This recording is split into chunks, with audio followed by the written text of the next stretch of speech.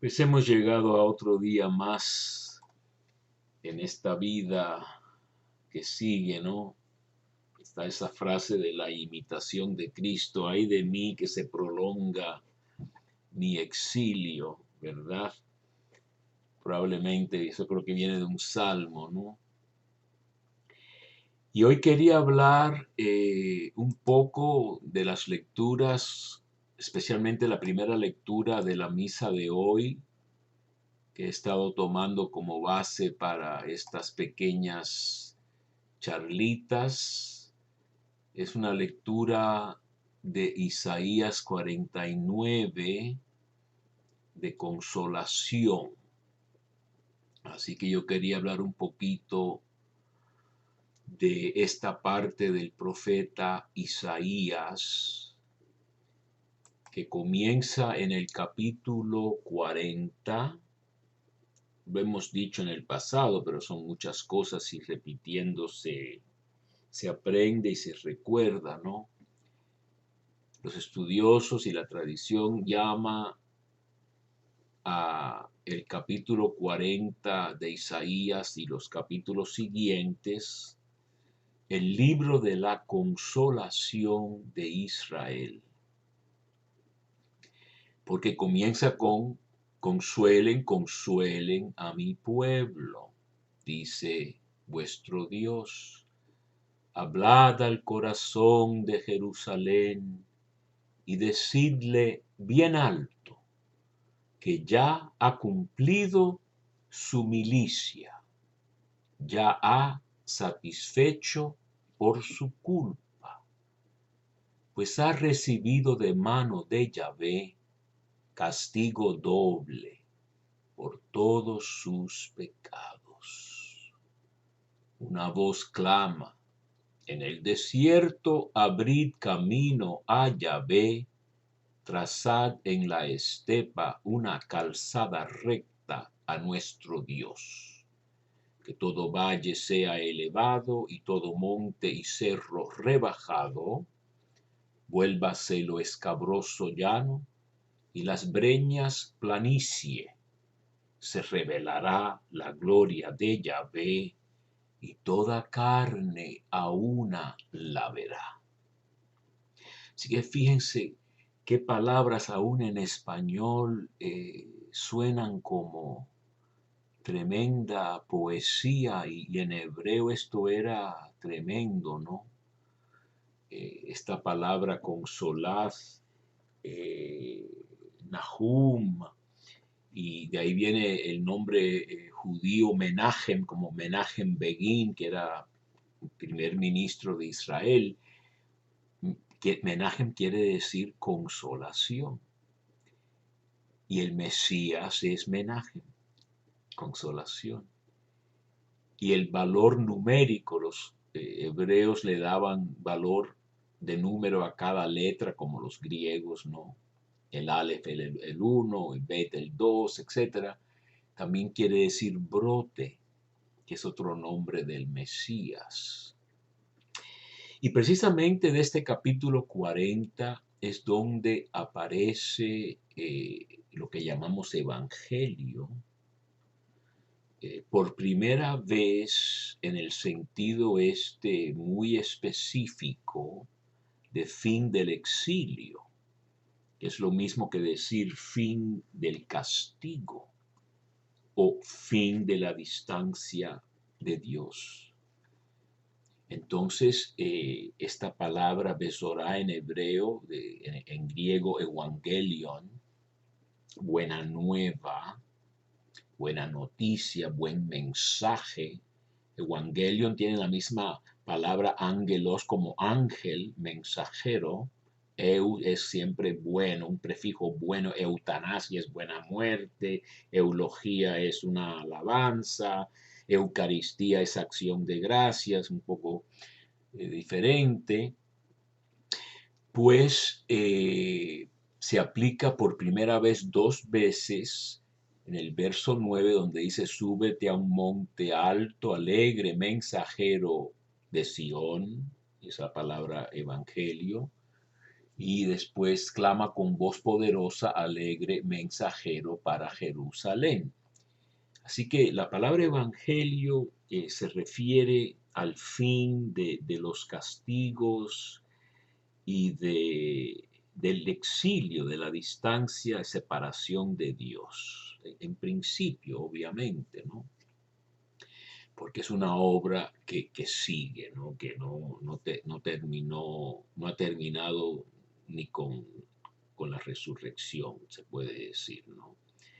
Si vamos a ver la lectura precisamente del 49, es muy parecido. Fíjense ustedes que de modo muy gráfico se está hablando de un nuevo éxodo. El primer éxodo fue de Egipto. Tuvieron que salir corriendo sin llevar muchas cosas, aunque sí despojaron un poco de joyas y todo eso a los opresores egipcios, pero de todos modos fue un éxodo difícil por el desierto, con sol, se quejaron, no tenemos agua, no tenemos comida, estamos cansados de este maná, que no es una comida muy sabrosa, extrañamos las ollas de cebollas y de carnes de Egipto cuando éramos esclavos, queremos regresar a ese lugar que no se debe regresar. Y aquí precisamente hablando de este nuevo éxodo, que es un tema principal de esta segunda parte de Isaías, aquí en el 49 se dice que van a restaurar el país, decida a los cautivos salid. Así que los cautivos son los exiliados, ¿no? A los que están en tinieblas, vengan a la luz. Van a pastar, vamos a decir, a comer en praderas, no pasarán hambre ni sed, no les hará daño el bochorno ni el sol, porque los conduce el compasivo, el consolador se puede traducir, y los guía a manantiales de agua. Como en el Salmo 23, el Señor es mi pastor, nada me falta, manantiales de agua, aguas vivas, me hace reposar, etcétera. Convertiré mis montes en caminos y mis senderos se nivelarán. Es lo mismo, ¿no? Vienen desde lejos, del norte, del poniente, los otros de la tierra de Sin, que debe ser una tierra, esa palabra suele ser Sinaí, pero en este momento no sé qué será.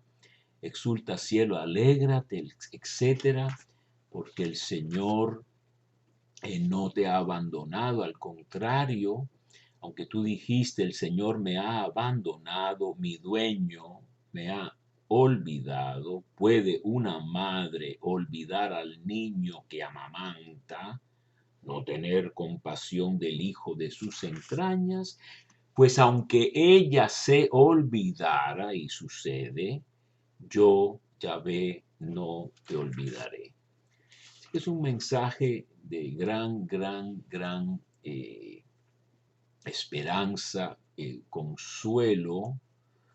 A ver si encuentro aquí lo que es el sin ¿verdad? Sinima. Dice que es probablemente Sebené, elefantina de los griegos, Asuán de los árabes, al sur de Egipto, donde se habían establecido los israelitas. Bueno, son detalles, pero lo interesante es que todas estas lecturas, si las escuchamos y leemos con cuidado, es el Señor quien nos habla. Es el Señor el que está usando como si fuera, yo digo, esos banquetes chinos, ¿no? Esos desayunos chinos, ¿no? Dim sum creo que se llaman, ¿no? Que tienen tanta variedad de comida que espanta, ¿no? Es decir, es una riqueza enorme y Dios mismo nos ha dado, yo creo, enormes riquezas culturales, espirituales, dones, todos los dones celestiales.